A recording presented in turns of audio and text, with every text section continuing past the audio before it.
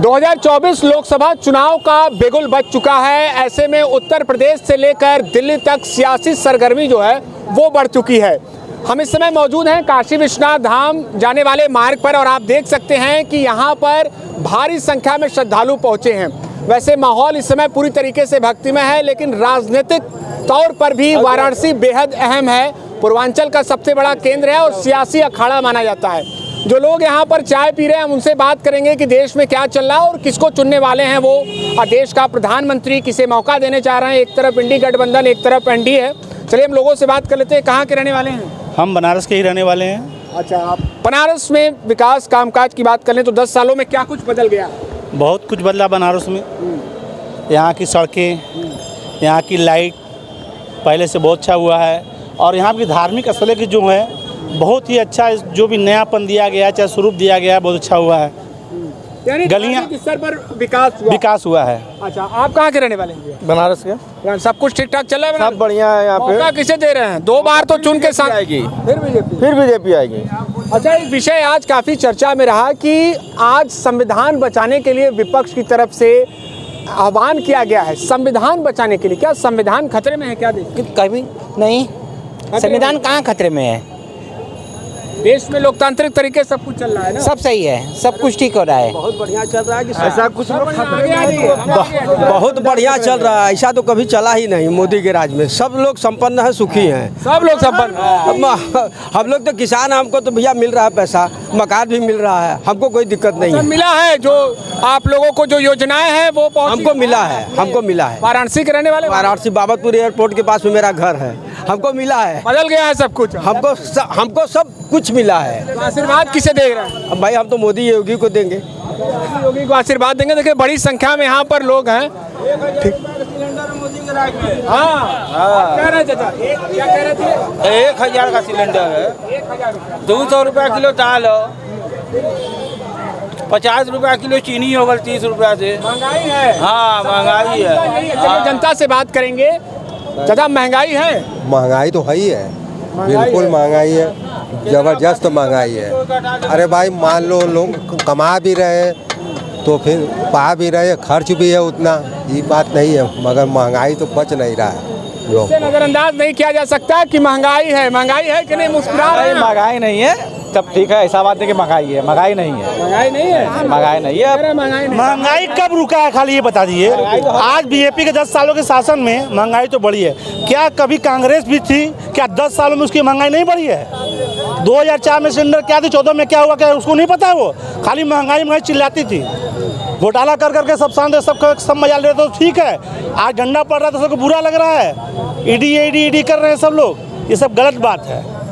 लेकिन एक विषय ये भी है कि आम तबका, मध्यम वर्गीय जो तबका है उसको राहत मिलनी चाहिए, चाहे सिलेंडर के बढ़ते दाम हो या फिर उसके अलावा राशन हो। कुछ बहुत सही पूछे हैं। हम जब तक आज हमारा 50 साल की उम्र हो गया, करीब 25-35 सालों से तो मैं जानकार अपने हिसाब से हो गया हूँ। मध्यम वर्ग कभी भी, चाहे कोई भी सरकार बने, कभी भी सुखी नहीं रहा मध्यम वर्ग। तो अरे तो जिम्मा लेना पड़ेगा ना सरकार को। हम बता तो रहे हैं, जिससे मध्यम वर्ग हर चीज़ झेलता है, चाहे किसी भी प्रकार के दुख हो या सुख हो, मध्यम वर्ग झेलता है। क्या कि नीचे की सब्सिडी मिलेगी उसको, नहाई प्रकार की उसको लोन मिलेगा कुछ। मध्यम वर्ग हमेशा झेलता रहेगा। लड़ाई वही लड़ता है केवल। लड़ाई वही तो सरकार को भाई सोचना तो पड़ेगा ना।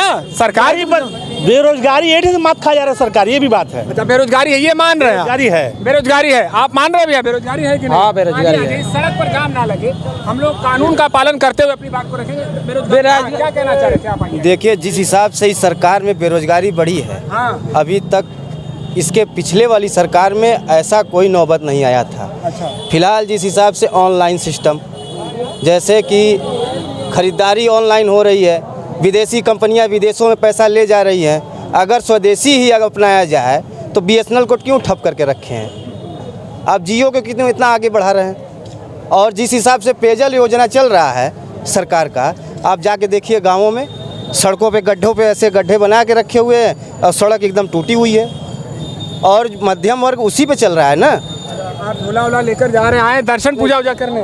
नहीं, दर्शन पूजन तो यहाँ पे अगर आ गए तो आपका दर्शन पूजन हो गया। सही बात है। काशी काशी अपने आप ही में एक अद्भुत, नगरी है। हाँ, रह गई बात की क्या मुद्दे करते की हैं? बात अपने है। बारे में थोड़ा बता दी तो उसके हिसाब से देखिए, फिलहाल तो मैं बेरोजगार हूँ, हाँ। करने की बात तो मैं बेरोजगार हूँ, कुछ तो करता नहीं हूँ, और झोला लेके चला हूँ।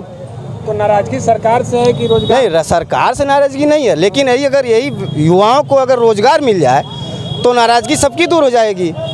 फिलहाल जिस प्रकार से 10 साल अभी बीत चुके हैं, युवाओं को 10 साल तो पीछे चला गया, बैक हो गए। अच्छा, भर्ती उर्ती निकली कि नहीं?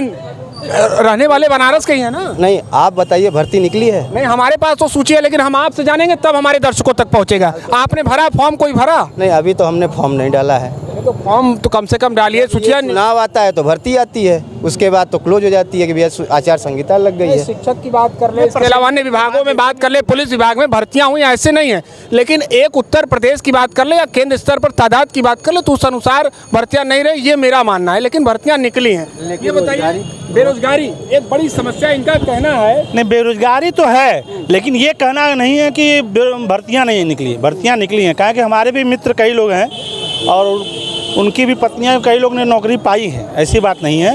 हाँ, कम हुआ है ये तो हम कह रहे हैं बेरोजगारी। लेकिन आपके मतलब लग रहा है कि आप काफ़ी जो है परेशान है, चिंतित हैं। नौकरियाँ तो बिहार में मिली है, नौकरी तो बिहार में मिली है शिक्षकों की। वो तो अब भी मिली है उन लोगों को। पहले कहाँ थे? इतने साल से तो नीतीश कुमार राज कर रहे हैं, यानी कि अभी निकाल दिए, मतलब नाम हो गया। बाबू के कामकाज से आप खुश हैं? नहीं, कामकाज तो सबका ठीक है। देखिए, इनका भी कामकाज में मैं टिप्पा टिप्पणी नहीं करना चाहता हूँ। विकास जिस हिसाब से हुआ है, आज जिस हिसाब से राम मंदिर का ले लीजिए और ज्ञानवापी का ले लीजिए, तो विकास तो हुआ है। विकास में कोई हम टिप्पा टिप्पणी नहीं कर रहे हैं। विकास तो किसको देंगे? चलिए, तो मौका किसको दे रहे हैं? देखिए, मौका अगर देने रहेगा तो अगर चुनाव आएगी तो उस पर हम विचार करेंगे। चलिए, चुनाव के बाद आप विचार करेंगे। ऐसे में जनता जनार्दन के बीच इस बात की चर्चा अधिक है कि जो महंगाई से निजात दिलाएगा, जो बेरोजगारी से निजात दिलाएगा, उसको ही हम मौका देंगे। एबीपी लाइव के लिए निशांत चतुर्वेदी, वाराणसी।